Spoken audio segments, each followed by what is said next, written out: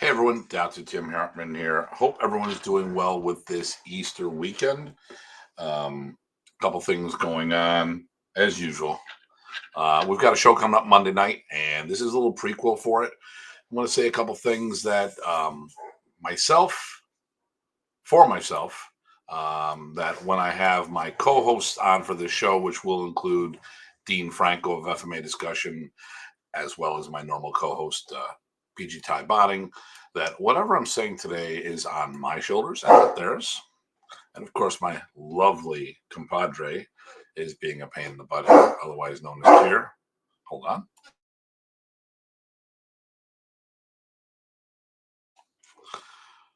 So I this is going to be a fairly short one because obviously people want to get prepared for their Easter. And of course, my dog is being crazy. Hold on.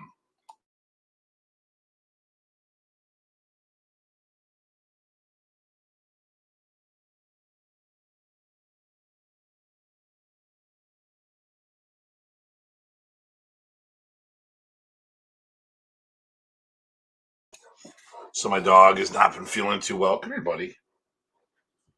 He has been keeping food down and his leg is all messed up. So I have to be Papa Bear to him. Right, buddy? Oh, yeah, you're my good boy. He's a good boy. Yeah. Yeah. 180-pound Rottweiler. Lost a few pounds. Actually, 75 pounds. 175. Okay. But what I want to do is just talk quickly about this as a prequel for Monday Night Show. The show's going to be about two things. One about asking questions, verifications, clarifications, and the other is cultural appropriation in the martial arts. Um, how this came about is that I was watching a podcast recently, and there were two people talking, a host and a guest. And the guest was making a lot of comments specifically about me, not naming my name, but we knew exactly whom it was. And one of the things that shocked me is that one of the things he was complaining about, which I won't get into, he had recently seen me and didn't say a word. So after the show, after I watched the podcast, I sent him a message to both of the people. Uh, I wanted to make sure there was no he said, she said BS. Get over here. As there usually is with communications. So I sent a message to both of them. They both had responded, they received it. The host actually reached back out to me. We actually had an interesting conversation the day after. Some things I thought were a good conversation. Other things left me a little perplexed, which is why we're having today's comment. But first and foremost, I want to talk about the first part of things. Today, a lot of people make comments about things they see without doing the research.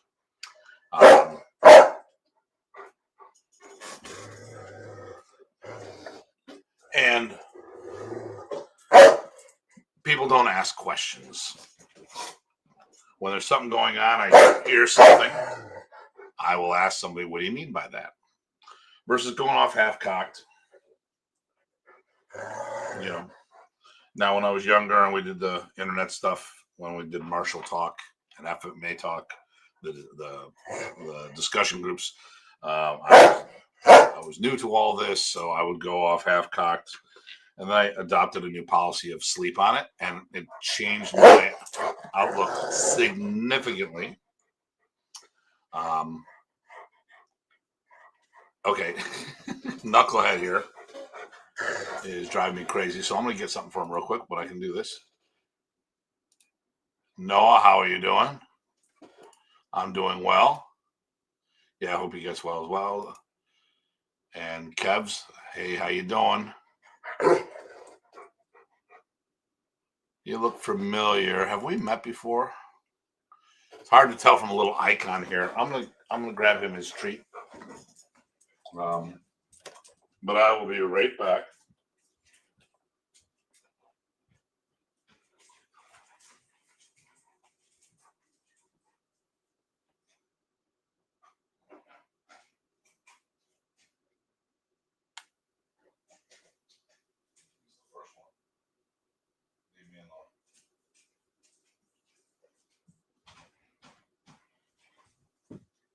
Okay.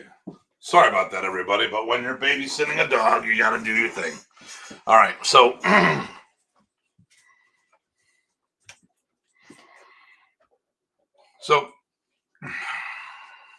when I saw the show, like I said, I reached out to them, and I actually was pleasantly surprised that the host actually made time to talk with me the day after. Now, this is where things got a little sideways on the stuff.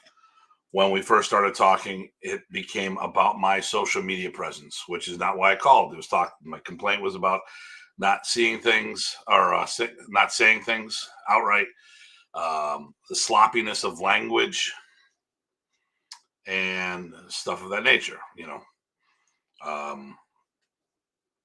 Case in point, those said I hate your videos. Go, all my videos? Oh, I don't like your videos. No, they're not good. I'm like, what about the one about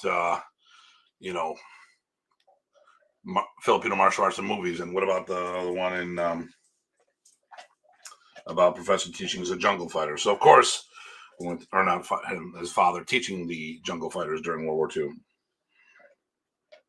And then he said, well, I didn't like it because you had the wrong photos, blah, blah, blah. I'm like, so first of all, it's not a documentary. It's a quick little video to talk about the message. And this, to me, is that, I don't want to say this, closed-minded attitude of things, snobby type things. Back in the day, there was a thing called a phone book, which a lot of people may not realize. And thank you, Scott. Hope you're doing well on your Easter as well. So we would do a phone book, and we put an ad out. And I have a very nice ad. You'd see these nice ads, and the martial artist said, oh, no, the hand's in the wrong position or the wrong color uniform and all this other stuff. And for those who weren't around phone books, that's how actually we would have our schools listed. We would have this phone book, a book that had phone numbers for everyone's home numbers that were listed. And then the back was the business listing. So under martial arts or karate or taekwondo or whatever the title they were using at the time, you'd have lists. So I had this. I was doing a full page ad at one time. A gorgeous little girl in a white karate gi. How can you use that, Tim? You wear black gis. Because it's a good looking ad. Because the ad is supposed to get the phone to ring. And then if I pick up the phone, then I can talk about the program. And really, at the end of the day, who cares? I mean, yes, would I like the right color uniforms in my advertisements? Sure, I would. But I am not going to be so snobby and so close-minded to focus on that little detail to miss the opportunities to get calls and opportunities of that nature. So once again, I don't personally, who cares about what color the karate gi is? I'm not misrepresenting people when they come through the door, so it doesn't matter. So when I look at this thing about Professor, his father teaching the guerrillas during World War II, the social media company I deal with does a quick little 60 to 90-second video. They're not going to search all over the internet and video archives to find footage of freedom fighters being taught material.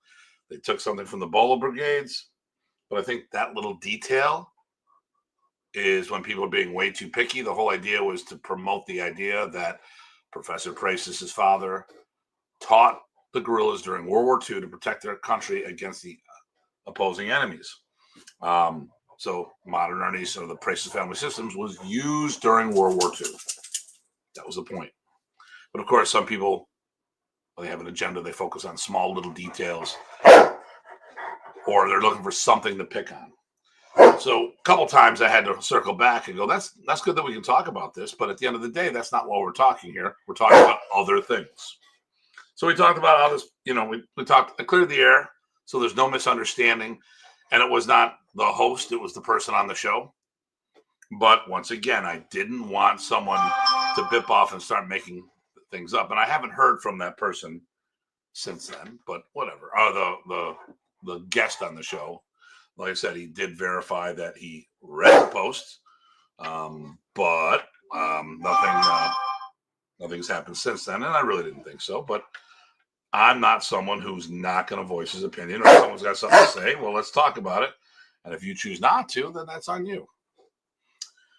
But during the conversation, a couple things came up. Comment to me, it was not my fault I was taught Filipino martial arts. and cultural appropriation. And it was said multiple times in a way that I got this vibe. I waited at least a day before I sent a message to the person again. And finally I sat there and go, are you trying to say that it's cultural appropriation that I was teaching Filipino martial arts? Because you made the comment that it wasn't my fault that I was taught this. Now there's and I'm a layman's term kind of guy. I want to get right to the point. So there's this long post, talks about this, and includes a chart that helped me on what a cultural appropriation was. To me, the chart was rigged, that everything was a cultural appropriation if it didn't come from your culture. Okay. And the reason why I personally, I think it's BS, and I'm going to tell you why in a minute. But during the response, he told me that some people had issues with non-Filipinos teaching Filipino martial arts, and thought it fell kind of in that category. And he was one of them at one time. So to be, and the chart he sent me, he didn't make up. I found it on the internet, and I was brought up in a different. I was disappointed. I still feel that, based on what was said, it wasn't my fault that I was taught Filipino martial arts and cultural appropriation. So what I didn't do, because I'd rather have done it on the phone or a chat, I would have been, is it cultural appropriations for Filipinos to teach karate and taekwondo and jiu-jitsu? Or is it the fact that I'm a Caucasian teaching Asian martial arts? I mean, for that matter, is martial arts falls in the sports category. I do Filipino martial arts. I was taught by the late Grandmaster Remy Amador Precis himself, a goodwill ambassador who was sponsored by the Filipino government to spread Filipino culture around the world, to share it with the entire world. And I happen to be part of that world. And the government sponsored this. Now, is that my fault? I mean, if anything, maybe the Filipino government shouldn't have sponsored Professor Precis to spread the art. Of course, if he hadn't, Filipino martial arts wouldn't be what it is today, and a lot of people doing Filipino martial arts, Filipinos included, wouldn't be doing this. Matter of fact, there's probably more non-Filipinos doing the martial art than the Filipinos are. But if we go by this mindset, is this any different? We'll put it in the sport category. So that means I'm a white guy. I shouldn't be doing Filipino martial arts. The number one sport in the Philippines is basketball. That is from the United States. Does that mean it's cultural appropriation that they're doing it? I don't know. We can go through a whole bunch of different things. I've seen recently someone from Ireland busting on a woman who is African American, doing Irish dancing and calling that appropriate or cultural appropriation. Doing dancing. I watch Dancing with the Stars. I love watching all dance shows, and everyone's doing these different waltzes and sambas and stuff like that.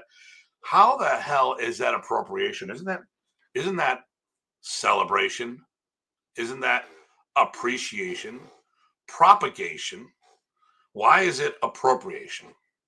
It makes no sense to me. And we're going to talk about this in more detail, but in case I went and got a little out of hand today, I just wanted to make sure I didn't get too out of hand today and that it goes on the shoulders of my co-host Monday night.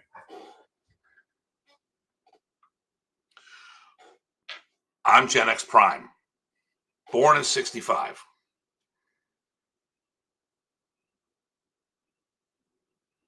Okay, here we go. I'm Filipino, learned bolo fighting from my grandpa. Grandpa was a World War II vet. We don't mind others learning arts. Salamat po. Okay, but we're going to be talking about this Monday night on the show. So I'll be posting that tomorrow. Monday night will be Eastern, 8:30 Eastern Savings Time. And you can see it here on Facebook and YouTube.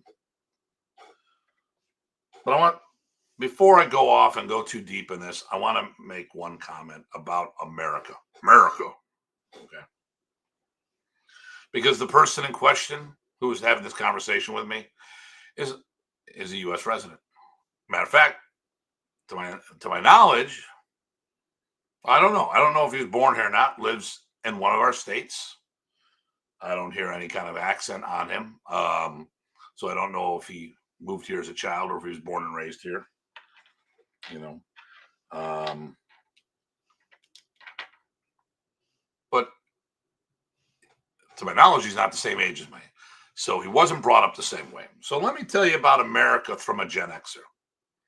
How we were brought up in the school system is that when we come to our country, America, the United States of America, we are Americans first, but we are a melting pot of cultures.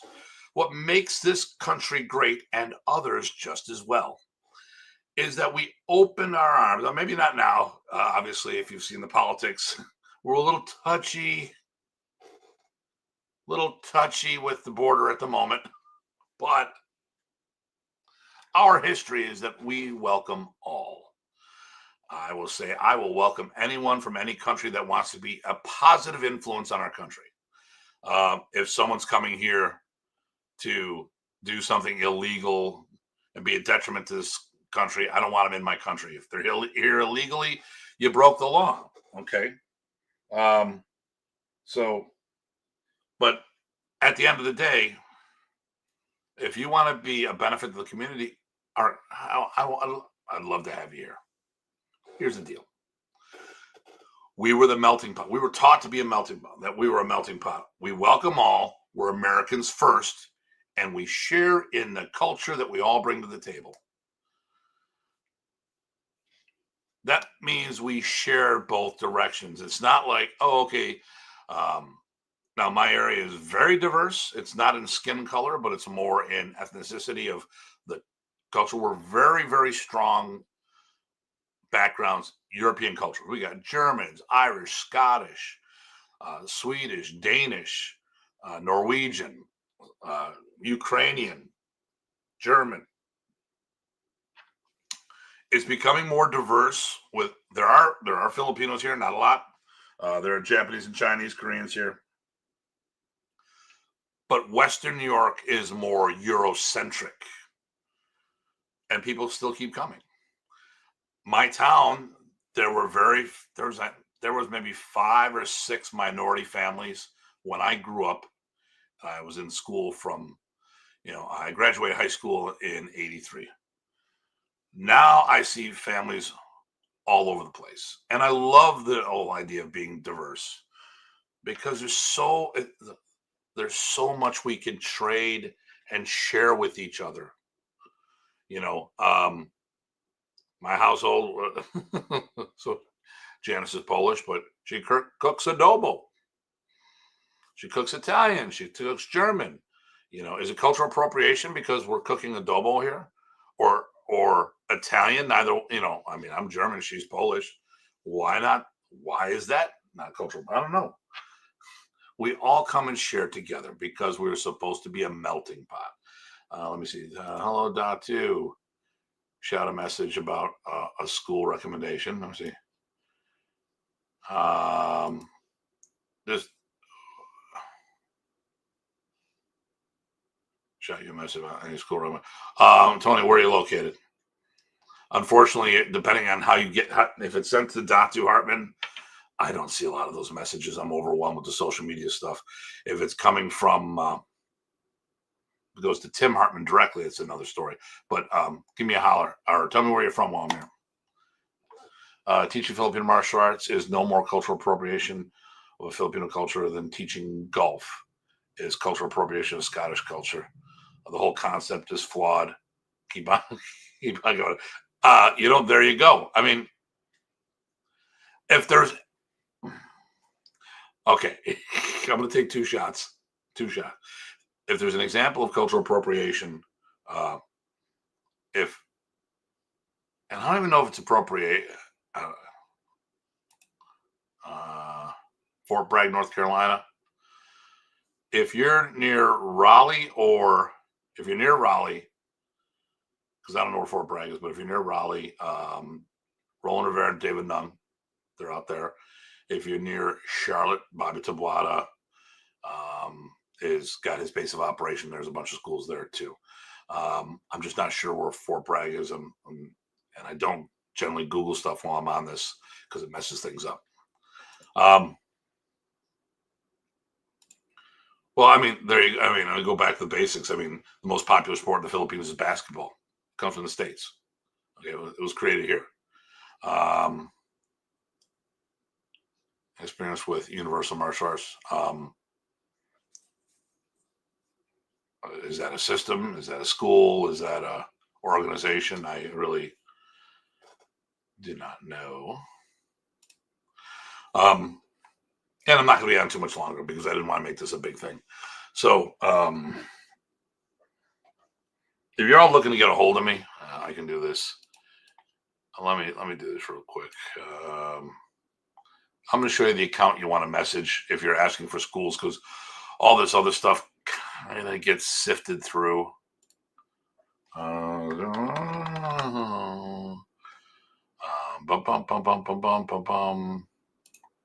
Okay, let's do this.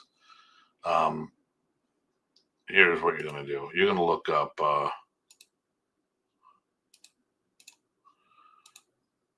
Here's the account you look for. Don't look at this. This changes.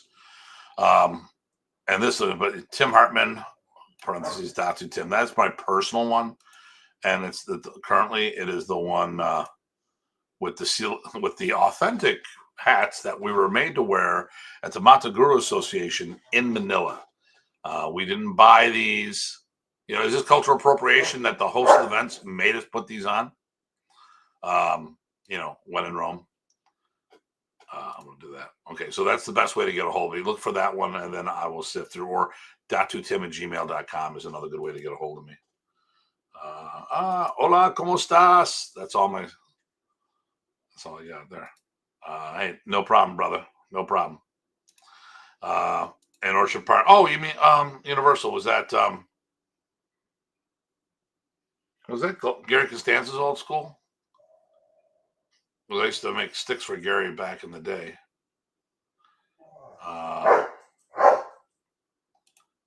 Or is that? Yeah, I mean, in Orchard Park, Universal. I know there. Yeah, I mean, if that's it or not. Let me see. Thank you, sir. Hola. Jeremy. Hey, they're at a camp this. I think you're at the camp this weekend. Great.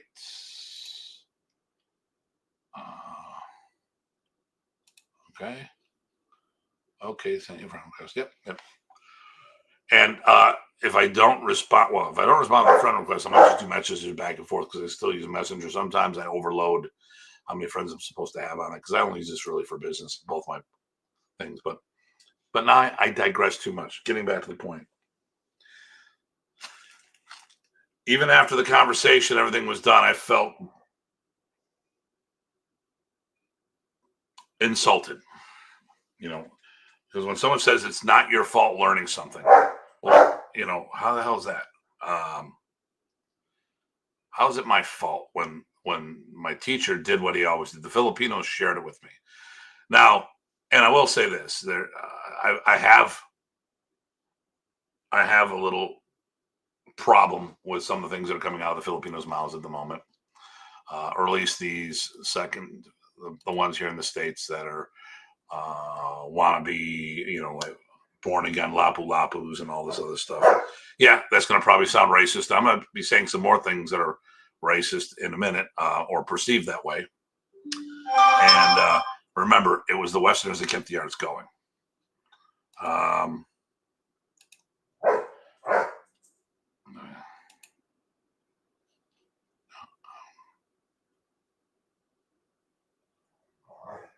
Oh, okay, cool, good. So here's the deal. Goes back to the basics. When you hear something you don't like, you should ask the question. I'm going to hit you with something that I was told was very offensive, and I said it on purpose to get people riled up, but not for the same reason. So we were doing the show, and somebody made the comment that Filipino martial arts couldn't be done as a full-time business. Now, this person runs a karate school and says he couldn't run a full-time FMA school. And I agree, because the FMA he teaches is very limited. It has to be taught with another system if you want people to learn how to defend themselves. Many of the Filipino systems fall in the category of something like HEMA or Kabuto. Now, for those who don't know HEMA is historical European martial arts. A lot of different styles of sword fighting. Others, Kabuto, the weapon systems of Japanese Okinawan martial arts, like the katana, like the bow, like the sai, or if we're talking Europe, sabers, long swords, foils, cutlasses, stuff of that nature. And there really isn't much of an open hand combative system to go with it. And if people are wanting to learn how to defend themselves, as fun as skill development can be to learn how to do sword fighting, Euro or Asian, at the end of the day, people need to know how to punch, kick, lock, throw, to fill in the blanks. So if you're in one of those focused martial arts that don't work on the open hand combatives, I can understand why you couldn't run that system as a full-time school. But to say that Filipino martial arts can't be done as a standalone program, I find very insulting, because I do Modernese as my primary. A strong secondary is Kombatan. The Precis brothers have very good programs to learn how to deal with everything. Now, they're not the specialists in everything. We have punch, kick, lock, throw, single stick, double stick, dagger techniques, staff techniques. Fill in the blanks. We're not great at groundwork. That's why I cross-train. But a lot of people who do groundwork have very little, if any, stand-up skills. So a lot of those people cross-train. But there's enough material in arts like modern Arnis, as well as Kombatan and other systems, that they can do as a standalone program, and they don't need to supplement it with karate, taekwondo, boxing, or kickboxing. We are an art that is strong, that deserves to sit at the big kids table, or to sit at the adults table, instead of being put aside the little kids table at all these events. So I came up with a saying. Now, it's a take of a WWE wrestling thing, but I said, we need to get the F out of FMA. Now, what did I start off saying today? People got to ask questions. Now, the same person who talked on the interview,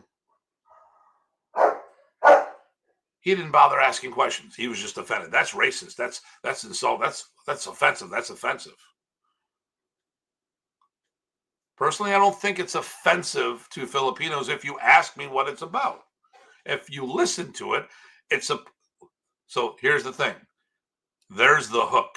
So anyone who has social media, and you want that snappy hook, or the clickbait title. Okay, it's not a clickbait title. It's the hook. Now I'm gonna explain it to y'all. This is my last thing for tonight. I'm gonna explain this all to y'all, and then wish you a happy Easter for those who celebrate it. So here's the deal. Back in the day, if you ever watched professional wrestling, I grew up with it. My family was involved with it. It's all good. Vince McMahon had the WWF, which is the Worldwide Wrestling Federation. So it should have been WWF. But there's also the World Wildlife Federation, and they both were using WWF. So after years of a very long and expensive lawsuit, Vince McMahon decided it's time to change. I don't know if he lost or whatever, but they said, all right, we're going from WWF to WWE. So their whole catchphrase was get the F out. And you see the WWF and they'd shave off the F. So the logo right now is just WW. But it's Worldwide Wrestling Entertainment, right? I'm like, wow, what a catchphrase. So I inspired that. But now, here's the thing. It's not that we need to sterilize Filipino martial arts. What it is, it's that mindset I told you about, the other person who said, oh, it's Filipino, we can't succeed because we're Filipino. Bull pucky. We have a rich martial culture that we can share with the world that has punching, kicking, locking, throwing. Just because your system doesn't have the depth of knowledge to pull it off as a standalone system, or you don't have the ability to teach men, women, and children, which is a skill set to do each of those. Unfortunately, the martial art world has been male-centric for so long. We need to understand how to teach everyone and to understand their needs. Now, it may not be able to put female instructors in front of women. When it comes to self-defense, it's important to have that understanding, those challenges, because I am not a woman, and no matter what I identify as, I'm still a man. So I can't come from that point of view. I have size, I have strength that people that I'm teaching don't have. But I have female staff that can help me with that at times. Okay. But it gets back to the basic. Our system, the Filipino martial arts, shouldn't be invited to the table. Hell, we've got enough material, we can be at the head of the table. And to think that we can't do this because we're Filipino martial artists, bull. Stop using the Filipino martial arts. We are martial artists first and foremost that specialize in Filipino combatives, a rich standalone program that has it all. Got to get the F mindset that it's a curse. It's actually our strength. It's a catchphrase to get people's attention. You should be pissed off, not because I'm saying this, it's because if people think this way, and we have to break that mindset that we don't have the ability to do this. You know who did this? Who set the example for everyone? Remy Amador Praces, the founder of Modern Ace, shared the culture with the world, taught everywhere, did this as a primary living, was able to put money away for his family and stuff like that, support himself, support others, all with Filipino martial arts. So Monday night, 8:30 Eastern Savings Time. I want you to tune in. If you think I'm being racist, I want you to call me on this. If you think I'm saying something good, I'd love to have that support. We're going to have a dialogue on these things. Dean Franco from FMA Talk. Or I'm sorry, FMA Discussion. And I just saw a post again. Dean Frank will be with us from FMA Discussion. Ty Botting and I will be here as usual.